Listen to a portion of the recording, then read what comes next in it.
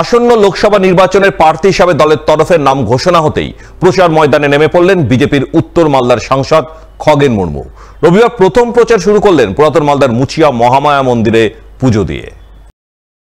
এখনো লোকসভা নির্বাচনের দিনক্ষণ ঘোষণা হয়নি। এর মধ্যেই বিজেপির পক্ষ থেকে শনিবার প্রথম দফার প্রার্থী তালিকা প্রকাশ করা হয়। সেই তালিকায় মালদা দক্ষিণ কেন্দ্রে ঠাঁই পান ইংরেজবাজারের বিজেপি বিধায়ক শিরূপা মিত্র চৌধুরী। অন্যদিকে মালদা উত্তর কেন্দ্রে এবারও বিজেপির প্রতীকে প্রার্থী হিসাবে নাম ঘোষণা করা হয় ওই কেন্দ্রের বিজেপি সাংসদ খগেন মুর্মুর। আর এই নাম ঘোষণা হতেই রবিবার প্রথম ভোট প্রচারে নামেন সাংসদ খগেন মুর্মু। এদিন সাত সকালেই তিনি প্রথমে পুরাতন মালদা ব্লকের মুচিয়া মহামায়া মন্দিরে পুজো দেন। এরপর পথ চলতি সাধারণ মানুষজনের মুখ মিষ্টি করে তিনি ভোট প্রচারে বের হন।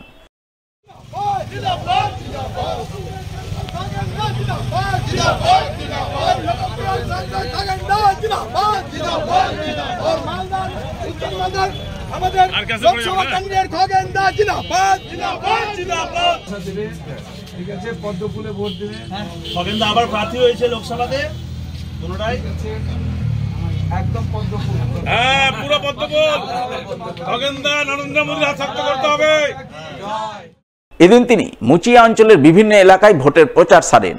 প্রচারে বেরিয়ে কোথাও দেয়াল লিখন করেন, আবার কোথাও সাধারণ মানুষের সঙ্গে জনসংযোগ স্থাপন করেন।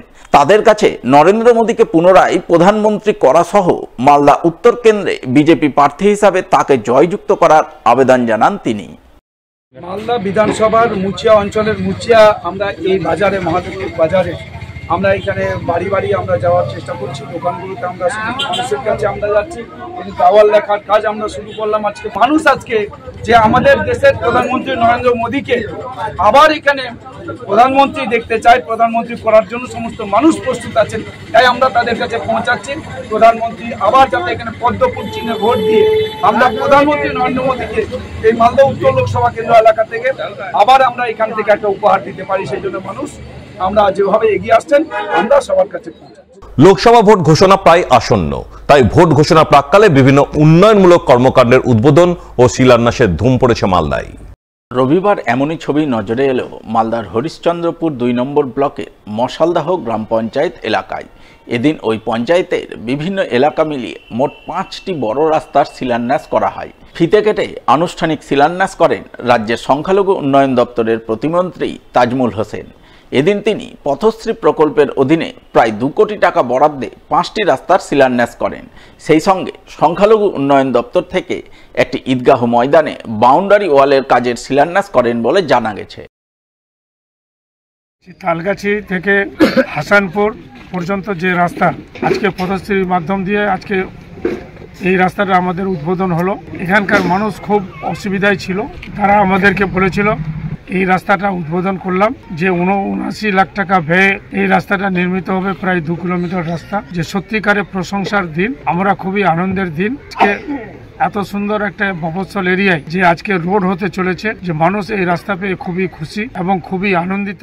মালদা শহরের গয়েশপুর কলতাপাড়ায় শেখ সমাজের নবনির্মিত অফিস ঘর উদ্বোধন হয়ে গেল রবিবার। ফিতে কেটে অফিস ঘরের আনুষ্ঠানিক উদ্বোধন করলেন ইংরেজবাজার পৌরসভার চেয়ারম্যান কৃষ্ণেন্দু নারায়ণ চৌধুরী। এছাড়া উপস্থিত ছিলেন কাউন্সিলর বাবলা সরকার, গৌতম দাস, সুতপা মুখার্জি সহ অন্যান্যরা। জানা গেছে গয়েশপুর কলতাপাড়া শেখ সমাজের অফিস ঘর থেকে সমাজের বিভিন্ন কাজকর্ম পরিচালনা করা হবে। শেখ সমাজের ছোটখাটো সমস্যার সমাধানের জন্য আলোচনামূলক কর্মকাণ্ডের অফিস ঘরটি ব্যবহার করা হবে।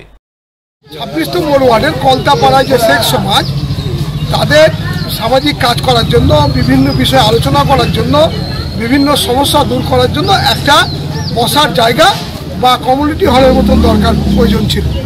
আমাদের এখানকার বর্তমান যে কাউন্সিলর গৌতম দাসের উদ্যোগে আমরা ২১ নম্বরের কাউন্সিলর সুতপাত এলাকার মধ্যে পড়ে ইংরেজবাজার পৌরসভার বোর্ডের অনুমোদন নিয়ে এবং এই ৩ সমাজেরই তারা একসাথে নিয়ে এই শেখ সমাজের আজকে একটা হল ঘরের শুভ উদ্বোধন ছিল।